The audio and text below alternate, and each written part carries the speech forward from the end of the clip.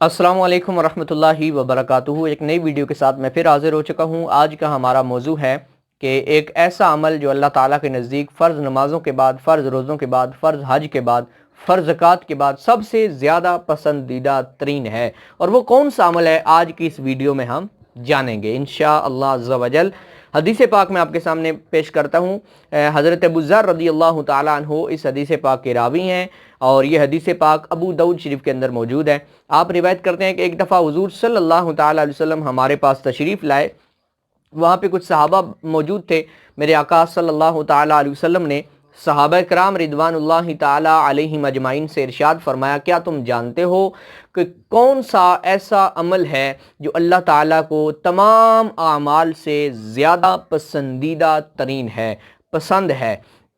صحابہ میں سے کچھ لوگوں نے کہا نماز ایسا عمل ہے جو اللہ کو سب سے زیادہ پسند ہے، کچھ لوگوں نے کہا روزہ، اور کچھ لوگوں نے حج اور زکوٰۃ کا ذکر فرمایا۔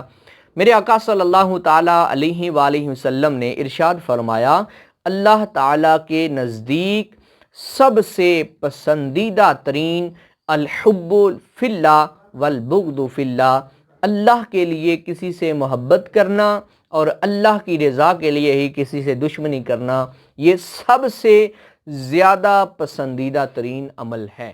اب سوال یہ پیدا ہوتا ہے کہ یہ اللہ کے لیے کسی سے محبت کرنا اور اللہ کے لیے کسی سے دشمنی کرنا، یہ نماز، روزہ، حج، زکوٰۃ وغیرہ سے افضل کیسے ہو گیا، حالانکہ علی الاطلاق یہ چیزیں تمام اعمال سے افضل ہیں؟ تو اس کا جواب یوں ہے کہ جو شخص صرف اللہ کی رضا کے لیے کسی سے محبت کرے گا، وہ انبیاء کرام سے محبت کرے گا، اولیاء کرام سے محبت کرے گا، شہداء سے، صالحین سے، علماء سے محبت کرے گا، اور پھر جن سے محبت کرے گا تو محبت کی نشانی اطاعت بھی ہوتی ہے، وہ ان کی اطاعت بھی کرے گا، اور اطاعت کرتے ہوئے نمازیں بھی پڑھے گا، روزے بھی رکھے گا، حج اور زکوٰۃ کا فریضہ بھی سر انجام دے گا۔ اس لیے یہ جو عمل ہے الحب فی اللہ، اللہ کی رضا کے لیے کسی سے محبت کرنا، یہ تمام اعمال کی جڑ ہے، بنیاد ہے۔ اگر اللہ کی رضا کے لیے محبت نہیں ہے پھر اطاعت بھی نہیں ہو سکتی۔ جب اطاعت نہیں تو پھر نہ نماز پڑھے گا، نہ روزہ رکھے گا، نہ حج کرے گا، نہ زکوٰۃ دے گا، نہ ہی دیگر فرائض سر انجام دے گا۔ اگر وہ اللہ کی رضا کے لیے محبت کرتا ہے تو یہ ساری چیزیں انشاءاللہ وہ خود بخود ہی سر انجام دینا شروع کر دے گا۔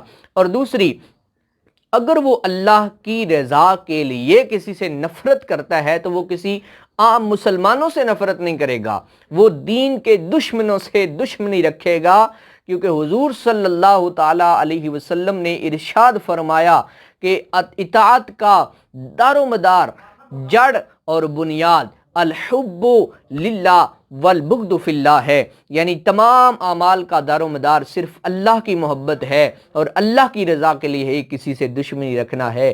لہذا ہمیں بھی چاہیے ہم بھی دوسروں سے محبت کرنے کا اپنا معیار نہ بنائیں، یہ دیکھیں کہ وہ اللہ والا ہے تو پھر ہم اس سے محبت کریں، اگرچہ وہ ہمیں اچھا نہ بھی لگے۔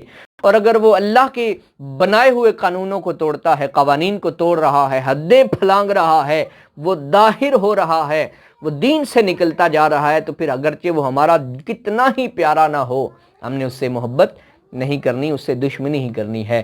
اللہ تعالی ہمیں عمل کرنے کی توفیق عطا فرمائے۔